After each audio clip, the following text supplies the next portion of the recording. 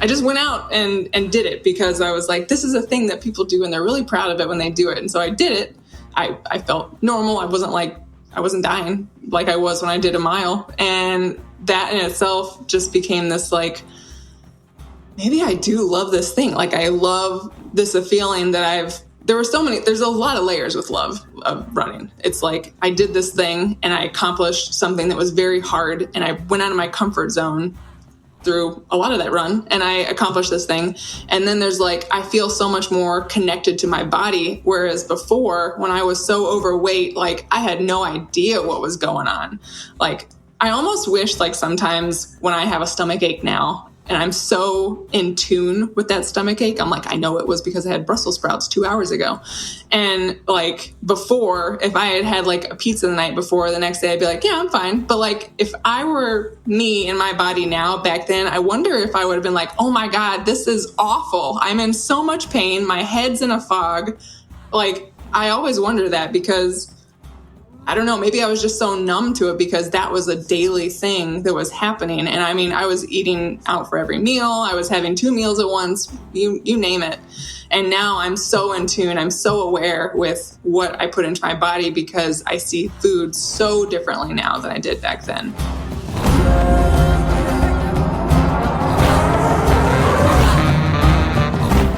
Welcome to the Yogi Triathlete Podcast. We are your hosts, Jess and BJ, and we're on a mission to create a better world. It's a world that begins with each one of us. It's a place where people are stepping into their innate courage to awaken what is holding them back in life and step into what brings them more joy and contentment with who they are. For some, it's as simple as a few minutes a day dedicated to something they love. For others, it's a massive physical and mental transformation. But regardless of its size, all positive change matters because it affects how we move through the world, and that affects the world at large. We have the power to make the changes we desire, and it's stories like that of today's guests that are assisting others in flaming the spark of their evolution. Indigenous Choctaw ultrarunner Callie Vinson is our guest today. She is an advocate for body inclusivity and positivity in running, and her voice is gaining more visibility as her story of losing over 200 pounds continues to grow. While active in her early years, Callie adopted a lifestyle in college that left her staring down an early death sentence. It was a reality her physician brought to her attention more than once, but it wasn't until she faced a 1-mile walk to brunch that she decided to change. A decade later, we find Callie on the other side of numerous ultra-running events, including the Moab 240, and currently she's gearing up for the iconic Western States 100 endurance run this coming June, where she will represent the Indigenous advocacy nonprofit Rising Hearts and Goo Energy Labs. We've been looking forward to this conversation as we dive into the story of a woman who took charge and created herself a better world inside and out. Callie Vinson, welcome to the show. Hi, thank you so much for having me. It's great to be here. All right, well, let's dive right into the Western States. I'm super stoked that you're going to be participating in that. We actually just had a few ultra runners on who were also going to be there, Heather Jackson and Callie. What does it feel like? I mean, it's been a dream for a long time, almost a dream that you're just like, that's never going to happen, but maybe. And then all of a sudden one Friday afternoon, I get an email from Jordan from Rising Heart saying, we have this entry. Would you like it? And I had been considering going back to Cocodona for redemption after what happened last year. And Cocodona is early May and Western States is late June. And I knew that those are both very big events. And so if I wanted to excel or finish both of them the way that I would like to, there was no way I could choose both. So within a minute, I responded back and said, I'm in. So I was very excited. I couldn't believe that the opportunity presented itself. And yeah, here we are in March, still training, still healthy, still going strong, getting ready for this event. What is it about Western States? Like, what is it? What's the draw? What's the draw for you?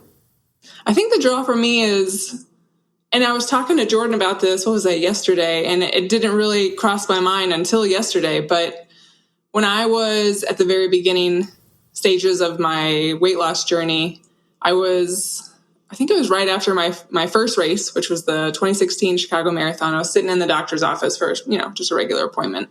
And I was in the waiting room, and on the table they had a Runner's World magazine just on the table. And so I picked it up and I started flipping through it. And I saw this picture and a little article about Western states. And I was reading it and I was like, oh my gosh, 100 miles. And also, oh my gosh, 100 miles on trail. Like, that's insane. Like, I had just finished my first marathon in October.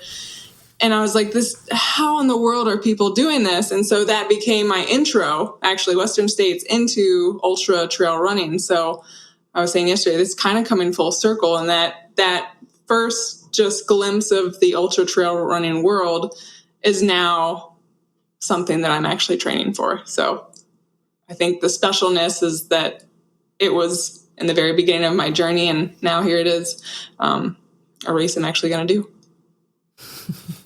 Well, let's go back to the beginning. I hinted a little bit to your story and told some of the, the turning points there.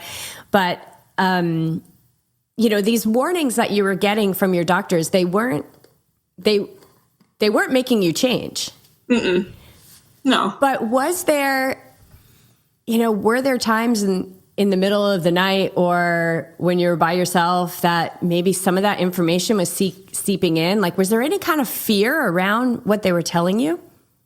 I mean, you've always heard stories of, people, experiencing an early death because of an unhealthy living style, either because of their weight or, things they were eating or just being sedentary. And I knew that was a thing. I knew that was a possibility, but it never really seemed like a possibility for me because I just was, I felt young and just, I could do anything and just bounce back and I'd be fine. But getting into late 20s at, barely able to walk around the block or whatnot, it became a more realistic ending for me, that maybe not being able to walk very far or having trouble breathing going up the stairs, those were just early signs, little red flags for me that something later down the line was going to get even more serious. And, your doctor tells you to do this and that, and you're like, yeah, okay, maybe. It's kind of like your dentist telling you to floss, and you're like, yeah,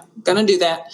And it never became a really big red flag for me or something that I actually needed to act on until, I always say the story, when my friend asked me to go to brunch. And of course, I had to look up where it was and see what I was going to order before I get there. And they said that, yeah, we'll just walk there. And I looked up, it's about a mile away. And in my mind, I was like, there's absolutely no way that I can walk a mile to go meet my friend for brunch. That's just, I would die on the way. And that in itself was the flag that made me take action and made me start making small changes. Not really knowing how to start, but I just started with something. Oh yeah, that's definitely a thread we want to pull upon. But the part of the story that I haven't heard is, did you walk to brunch? Like, how did you get to brunch that day? I think I actually Ubered. Yeah, you Ubered. Yeah. That was in Chicago. There was an Uber everywhere. And looking back now, can you see that there were things in your life that you more than just not being able to walk to brunch that you were, I guess, for the lack of a better word, like missing out on? Mm-hmm. Yeah, I think because I moved to Chicago, I had all these big goals and big dreams for myself of like being able to be that city girl who just walks around from like work to back home and stops at these shops all along the way. And, maybe goes over there to check out the fountain, or maybe there's a festival that weekend. I could go walk to it and have an adventure. And being that city girl, I realized that there's no way I could do it. I would have to live this limited city girl lifestyle where I'd have to drive everywhere or get a friend to give me a ride or whatnot. But running was never on the radar. It was never a thing until that day at brunch where I was like, I can't even walk a mile. That just means I'm never going to be able to run. Like, if I can't walk a mile, there's no way I could run half a mile. And I'm a pretty stubborn person when it comes to setting a goal and going after it. I hate giving up, and I won't let very, very little things I'll let in my way. And so once that brunch incident happened and this realization that I need to start making changes, and I actually started making those changes, the idea of running was on the radar. I'd always been a sporty girl. When I was a kid, I played sports. I was in soccer, and I was a rower for a long time. I actually almost went to to Berkeley to be a rower. But I went to art school. And then just knowing that running was always a limit for me and something that was impossible, I just made it a goal to make it possible. And so that became like this carrot that I dangled in front of myself to go after and try to conquer, I guess. Yeah. And I think it takes stubbornness to realize what you have realized since that day. So you said that was like the turning point. Was it a turning point that you were cognizant of in that moment? Like, was there dialogue around any of this at that brunch that day? No, absolutely not. I think it's like all these goals, they just kind of happened organically along the way, because each goal that I accomplished opened the door to another one that I never thought was possible. And so it always started small. It always started with small changes that led to just, a bigger thing happening or a bigger accomplishment. But yeah, I never really, definitely when I was in the very beginning stages, never thought I'd be an ultra runner. That didn't even know that it existed. But I think that day at brunch, it just became, okay, I have to just start doing something. And that something ended up being making my breakfast every day. Like if I can just I call it the 2-week test. And it's in actually the Born to Run 2 book called the 2-week test, where you just start with one tiny little change and just do that for 2 weeks. Don't worry about anything else. And so that's what I did was start making my breakfast. And once that became a habit for 2 weeks, then, okay, I started incorporating this next tiny little thing, which became lunch and then became dinner. And then eventually I got a gym membership because I'd always heard that's what healthy people do. And it was a very terrifying moment for me to even walk in there and be like, I would like to be a member, please. And I don't know, it just became this momentum, this very slow momentum that built and became this thing where I am now, which I never knew was going to be a thing. So I love it. And listening to some stories you've shared on that, this momentum, is such a huge piece of something that we believe in a little bit every day over a long period of time is an ethos we firmly believe in. So how does someone who's stubborn, and I see that as like motivated or determined or willful too, not just stubborn. How did you, or were you balancing the all or nothing? Because a lot of people are into that all or nothing. I'm just going to go big, like the Moab 240. I'm not going to do a half marathon, versus believing that you can make commit to these small changes and trust that they're going to take you further along. Like, did you play both sides of that ever? Like I say that I always make small changes and I just focus on the small change, but in the back of my mind, I usually know that there's going to be something bigger to eventually work towards. And I've kind of been the person who's not afraid to just jump in, to just like jump off the cliff and build my wings as I go. When I left college, I had an internship opportunity in Chicago, and that's how I ended up moving to Chicago. And I had no friends there. I knew no one. I had no place to stay, really. I did have someone who I knew from college who lived there and had an apartment.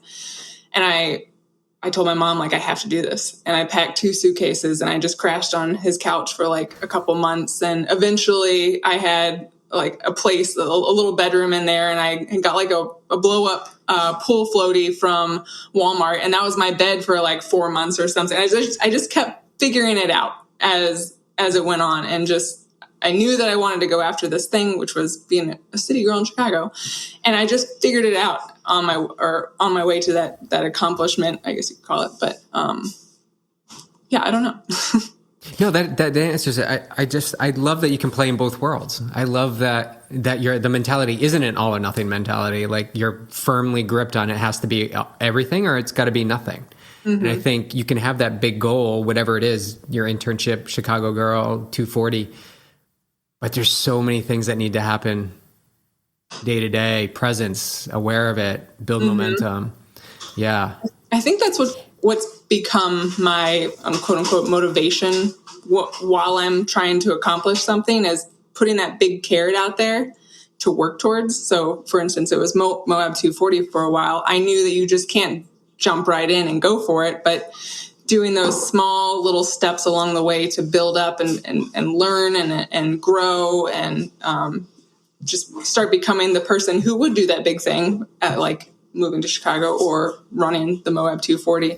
I think for me, just knowing what the big picture is at the end, plus my stubbornness to get there, I know that just doing small little changes along the way will get me there.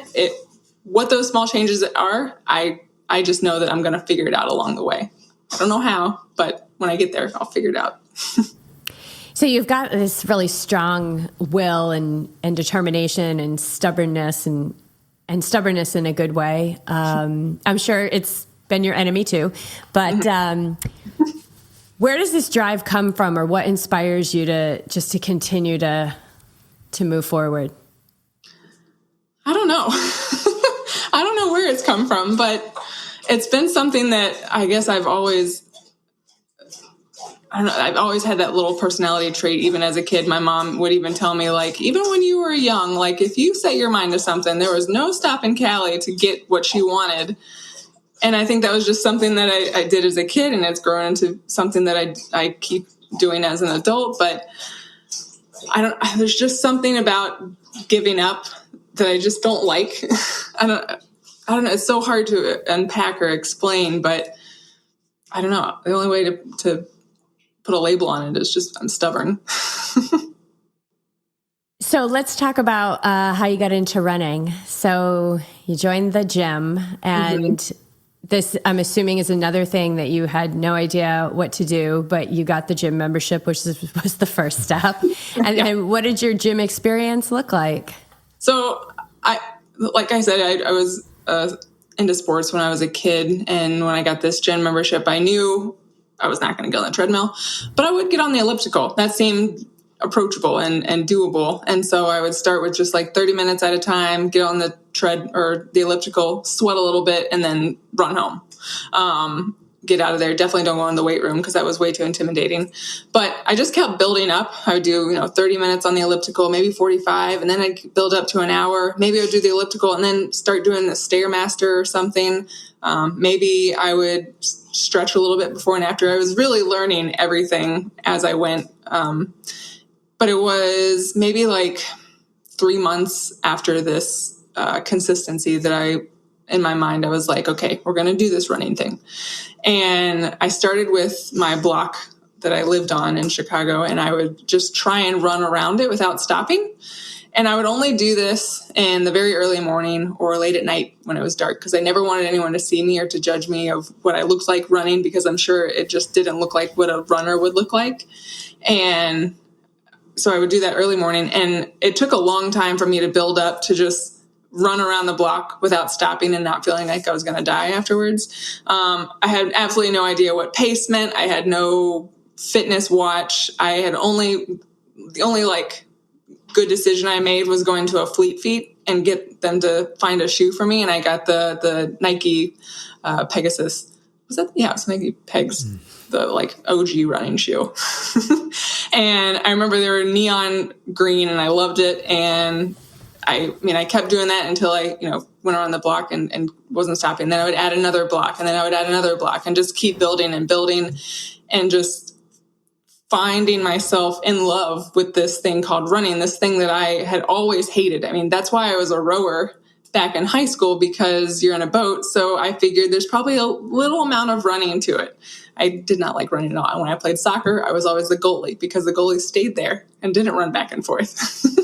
So running became this thing for me to conquer, because I always felt like if I could conquer running, then maybe I could conquer anything. And when I had all these dreams in the big city, that idea of like going out and accomplishing and conquering was just like burned in my brain. I work in advertising, and just like it's such a competitive field where everything is very fast paced and you've got to be creative on the spot. So this idea of just like nailing it or crushing it was just always something that got me really excited. So when it came to running, that just translated into my passion for running. And lo and behold, it's built up to be an ultra running thing. But it started with just trying to run around the block. How is your body responding to this? So when you're carrying that much weight, what was first of all, what was the height of your weight? What was the highest that you got to? It got up to 377, so almost 400. And luckily, because I started with food changes first and then started going into exercising, I had lost a little bit, maybe like 20, 30 pounds, I want to say. But I was still heavy, and that was a lot of weight on my joints and bones that was not used to this at all. And I want to say within like the first 6 months, I got an injury. I got a stress fracture in my knee, which is it was so painful. It was so painful. I've had stress fractures in my feet now that I'm more of a seasoned runner, but I remember that first injury was not good.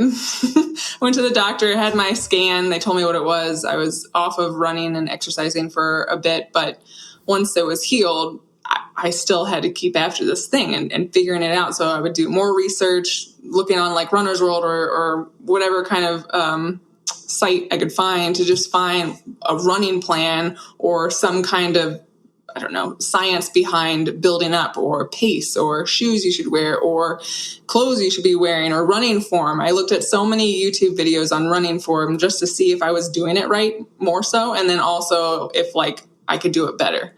The idea of running with a group or training with a group was absolutely terrifying to me. I was still trying to build up the courage to run in the daylight.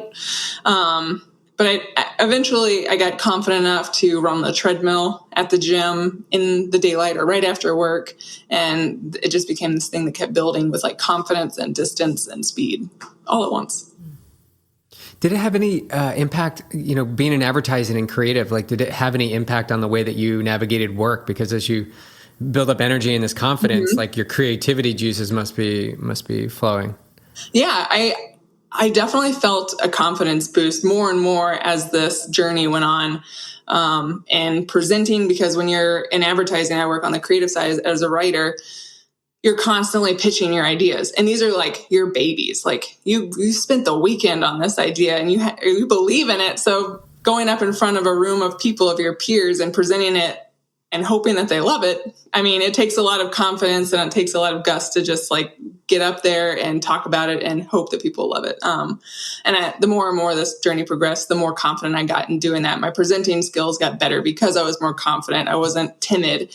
And then ideas, I found that brainstorming while running was like perfect. There was something I would do before running is I would get on the L in Chicago, the train, and just ride it and just brainstorm in my mind. There was something about forward motion that just brought me to new, fresh ideas constantly. And the old ideas were going behind me.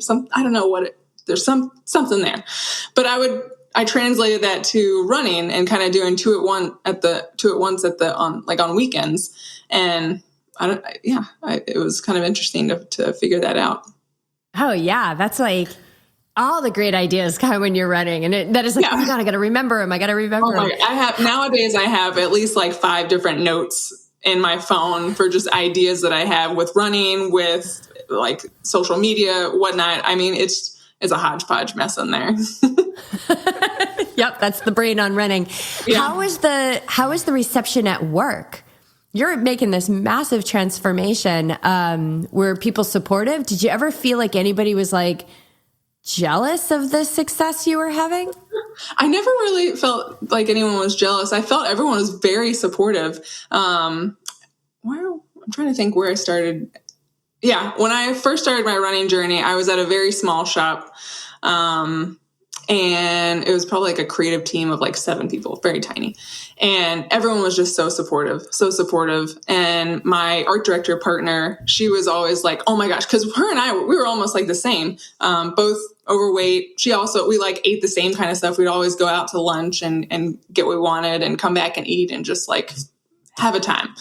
And it's funny because she also, because of me, went on a weight loss health journey of her own.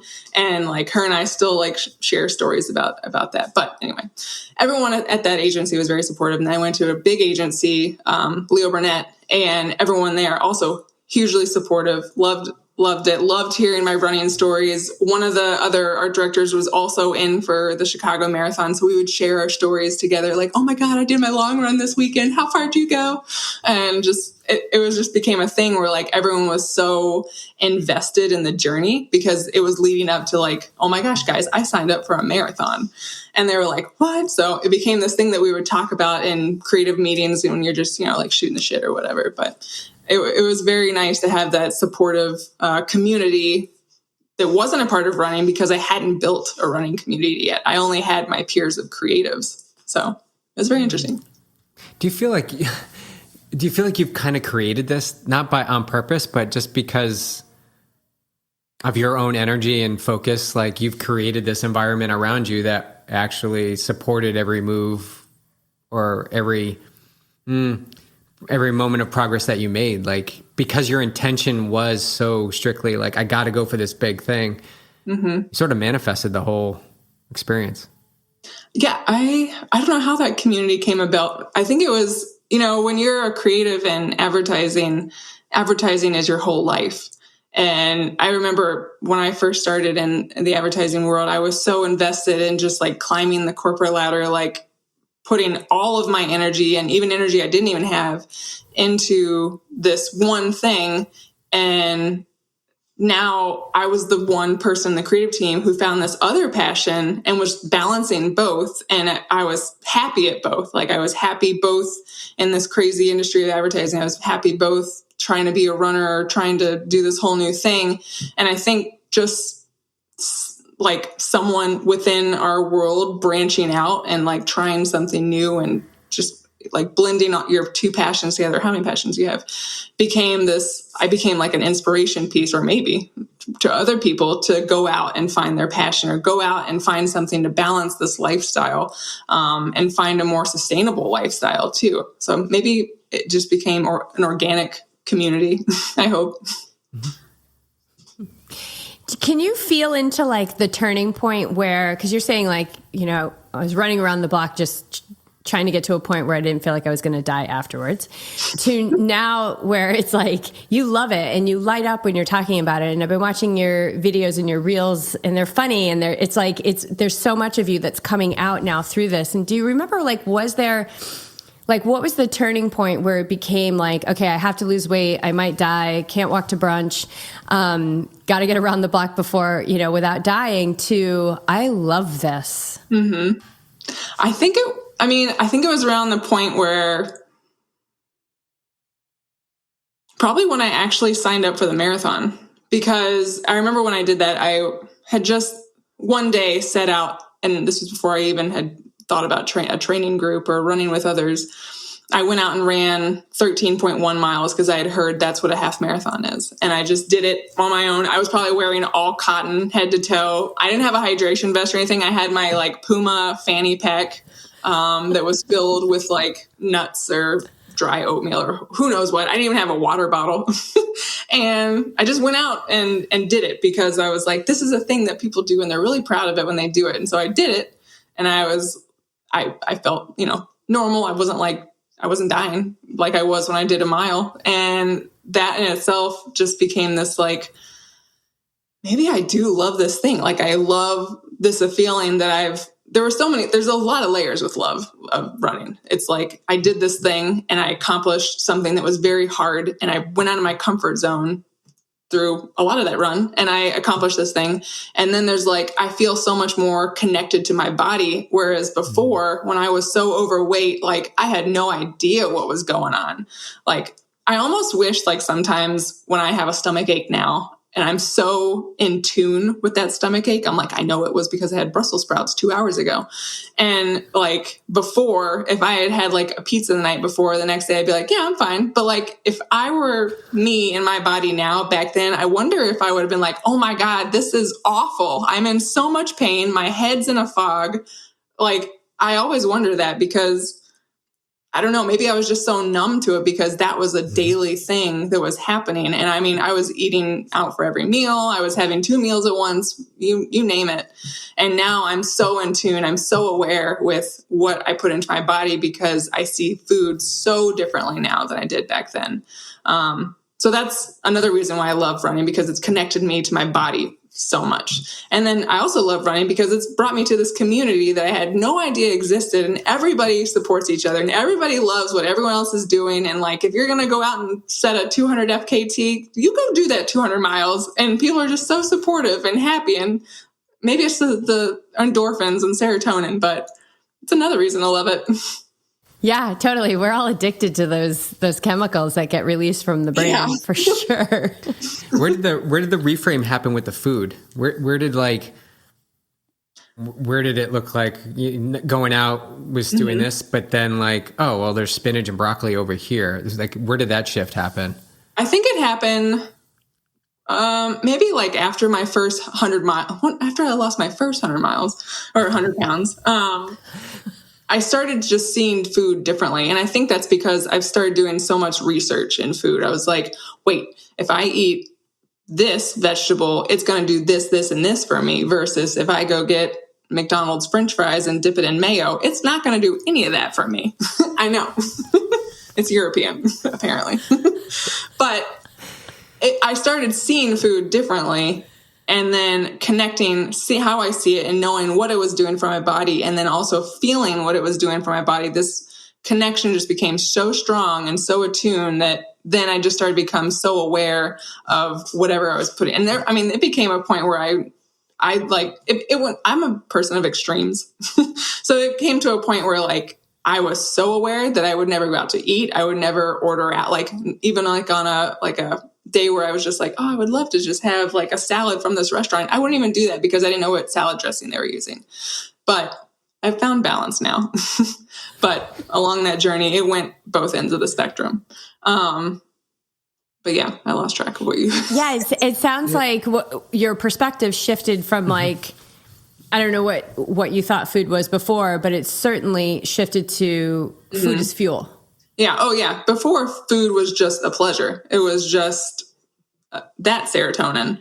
And now I see food as like a superpower. Like if you eat the right things in a different combination, or if you eat the right things because it's raw or because it's processed this way, it becomes a superpower into how you want the output of that to be. Like it becomes this extra, for me now, a training piece into performing better for a 10-mile run that I got to do on trails.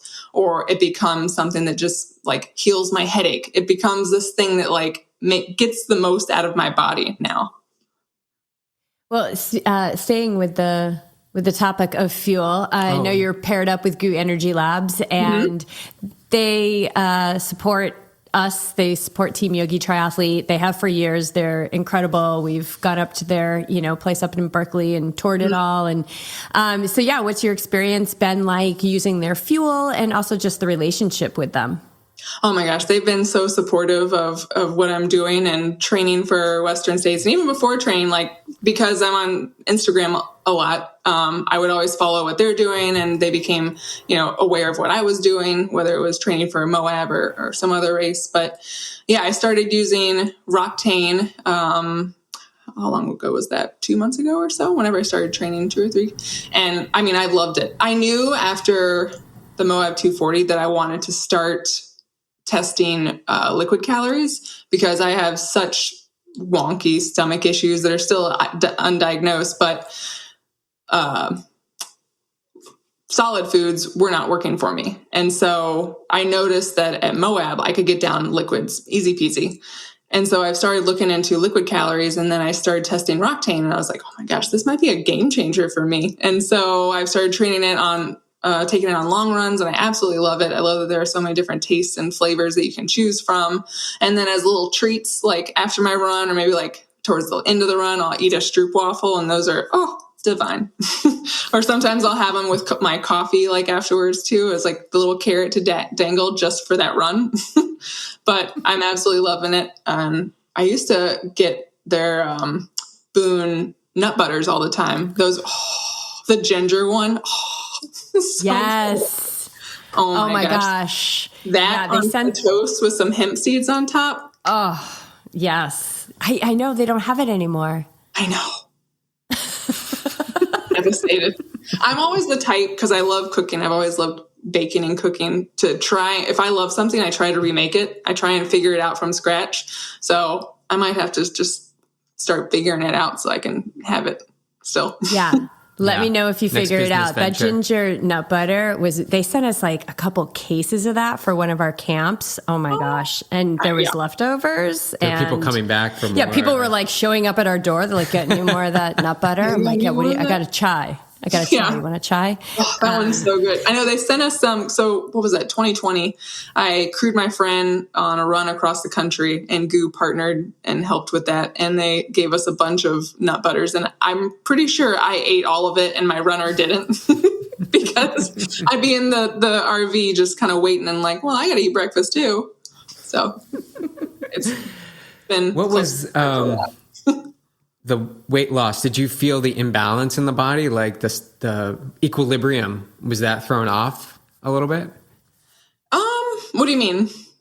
So when you were starting to move and you had weight on you, and as you continually got the weight off and you were running, did you feel like there was a readjustment period maybe where you're like, oh, well, when I step my foot this way, it's kind of off a little bit, off kilter?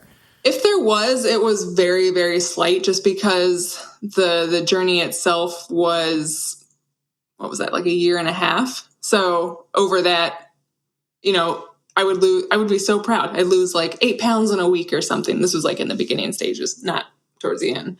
But like, I would definitely notice that I could breathe a little bit better if I was running that same pace. And like the next week or the next month would happen, and my shoes maybe felt better, or like I noticed that I lost a shoe size because I had larger feet back then, and my shoes and my feet and whatever shoes I was wearing, they always just seemed to fit better the farther in the distance I was. So there were these little things that just started happening that made me realize like, oh my gosh, like people have been living like this the whole time and I have not been.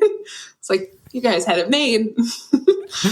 Yeah, I think that probably, you touched upon something earlier about, gosh, like if I had the body awareness back then that I do now, I probably would have been in so much pain. And you probably just didn't realize how terrible you felt. And I'm sure that played into the fact that you weren't quite cueing into how close you were to having a sudden death.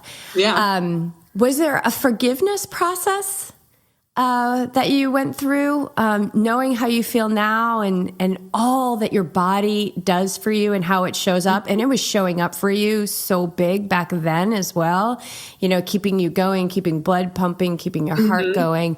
Was there ever oh my gosh, I can't believe I did that? Was there ever a forgiveness process that you had to go through with yourself?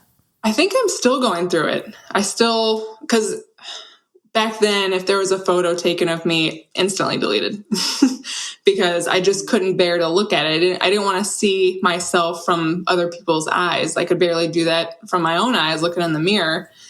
And it's something that I have a folder on my phone to just go back and look at, to remember that person and remember where she was and remember what she was going through. And I think that loving yourself process of the person I was before is still happening, because I'm just now like figuring out how to love myself now. And so I'm feeling like the next step is like, okay, now it's time to look back to see where you were and how far you've gone. So I think that process is kind of like in the beginning stages, but I feel good about it because I know everything takes time. And this might be something that takes a couple years. It might take a couple months. I'm not sure, but it is something that I've started to notice, that I'm mentally just being aware of, thinking of that person back then and just being so thankful for what my body, like you said, was doing back then. It was keeping me alive, even with all the shit that I was doing with it. And it was giving me so much love and I was giving it none. So I think just thinking about that is a start to the process. Yeah. And putting yourself, working on yourself now as you are now. That's the most important thing, is who you are now and how you're moving forward. And I think as that continues to strengthen and you continue every day with this body, loving your body, accepting who that girl was, before she helped you get where you are. Mm-hmm. Like 100%. without her, there might not be Western States without her. Right. I know. And that's something that I was actually thinking about pretty recently is I've been doing these like open love letters to my body, and I've been doing them for my body now, but I haven't done one for my body back then. And maybe that's the next little thing I post on Sunday, because I think that's a great idea. But it is something that is important, and it's important to think about, because no matter the stage that you're in, whether it's someone right now in their beginning stages or someone who's in the middle, like you said, your body is doing so much for you to keep you alive. And that body back then has gotten me now. That body back then got me to the finish line of Moab 240. It's going to get me at the start line of Western States. We'll see what happens. But, and then hopefully some other big thing this fall. But that body back then kept me going and believed in itself when I didn't. And I think that's huge. It's so important. And I think, just like I said, for anyone who might be in that stage now, it's so important to be appreciative and to love your body, because it's going to show up for you every day. It's going to keep doing what it's got to do to go after the dreams that you're going to set for it. Yeah, I love that. Around this idea of body inclusivity, I've seen this hashtag, and I've seen you use it too, which is "This is a runner's body," which is really starting to, unveil that a runner's body is not just, the one that we've been conditioned to believe is so beautiful and strong. Mm-hmm. Yeah, I've noticed this. I don't know how it's too much to call it a revolution, but I've noticed this rise in people with normal bodies, your average person's body, your neighbor's body, rising up and saying, like, this is also a runner's body. This is also a runner's body that is worthy of being on Runner's World cover. This is a runner's body that is worthy of being called a professional runner's body. Like, this is a runner's body that can do hard things. No matter its size, no matter its age, no matter its ability and nationality. And I think that's super, super important as we're trying to progress the running industry more and more, because, there's a lot to work on, but I think this is a great piece to work on for the running industry is being more body inclusive, to show that everyone is everyone is a runner, no matter your body. And it's something that I'm trying to, work on to change, or work on to represent, and to just help others believe that they are also a runner too. And they also have a runner's body, no matter their body type, no matter their size or age. Mm-hmm. Yeah. I think we just need to move. I mean, we need to move the body. And and it's one of the least expensive things to do. Like, literally you can get a pair of used shoes, and just head out there, or no shoes at all. You can start walking and then maybe running.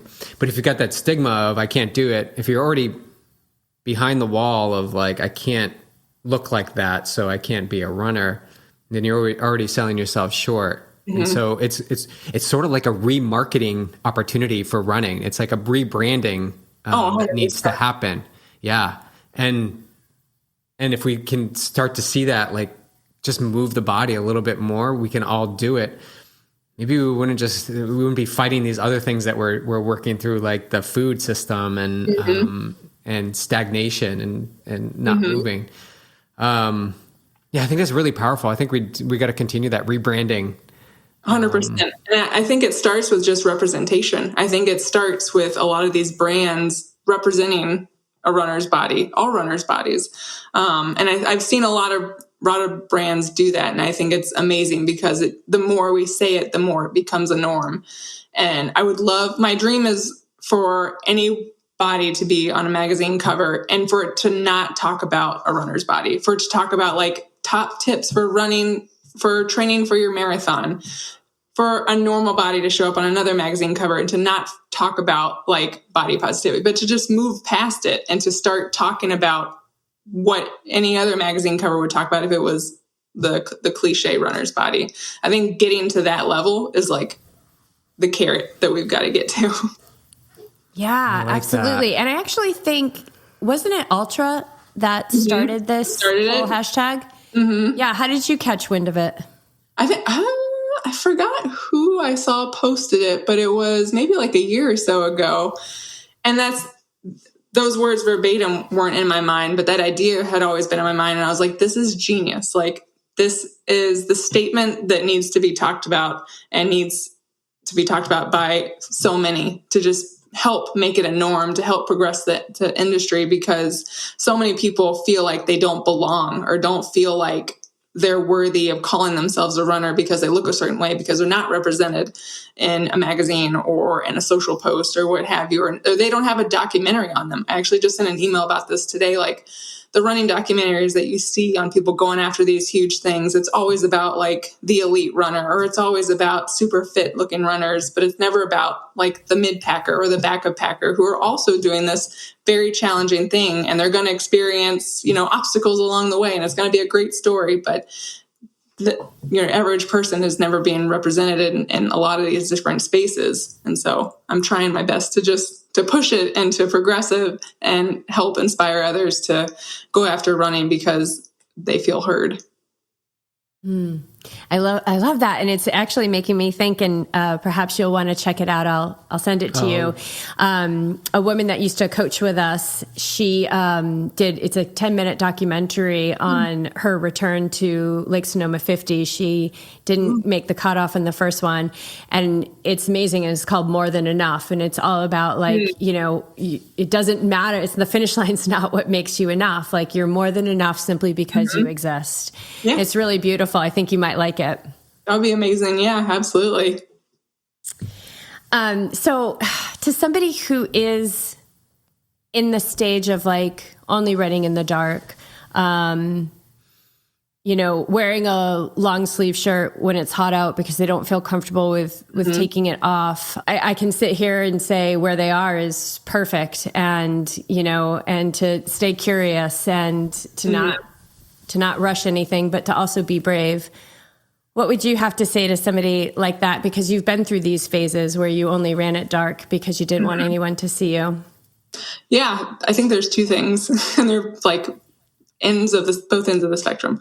One is to just believe in yourself. Like, it just starts with believing that you have the ability to go after whatever you're trying to go after. If you're just trying to run around the block, or if you just want to run your first 5K, it starts with just believing in yourself. And once you start believing in yourself, you start doing it. And once you start doing it, you start building that confidence, and you keep doing it and doing it. And then it just becomes a thing. It becomes a normal thing. But I think the hardest part is just starting to believe that you have what it takes to do it, but it might take everything you've got. And I think knowing that and believing that, because sometimes, we might get into this situation where we're like in the middle of our first 5K or in the middle of our first marathon, and you're like, oh my God, I don't know if I can do this. I don't have anything left to give. Just know that you absolutely do. You just have to believe. It might take everything, but you're going to get it done. And then the other end of that spectrum is, and it's something that I've only recently started believing myself, is that we're all on this floating rock in the middle of outer space, just living in this weird world, and nothing really matters because we all made the rules up a long time ago. So you don't really know how much time you have on this weird rock. So just do it. Who cares? No one cares except for what they're doing themselves. So just go have fun. Mm-hmm. Yeah, I love that. It's sort of like, what are we waiting for? Which is what Heather Jackson was talking about. Like, what are we waiting for? Like, if you're waiting for that perfect time to feel good that you can go out and run, it's never going to happen. It's never going to happen. I know. I tell people that at work when they're waiting to take vacation time, I'm like, there's never a great time to take vacation. So just do it.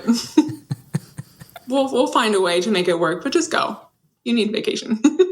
But I think that's so true. You never know what's going to happen the next day or the next week. So just get out there and start living now. Yeah. I mean, look at you. You just got an entry to Western States. Like, that's so cool.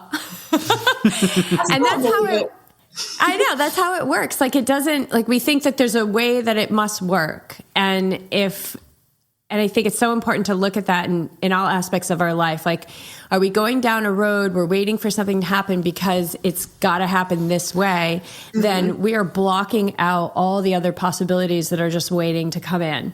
Mm-hmm. Absolutely. Yeah. Yeah, we grip too tightly. Signs.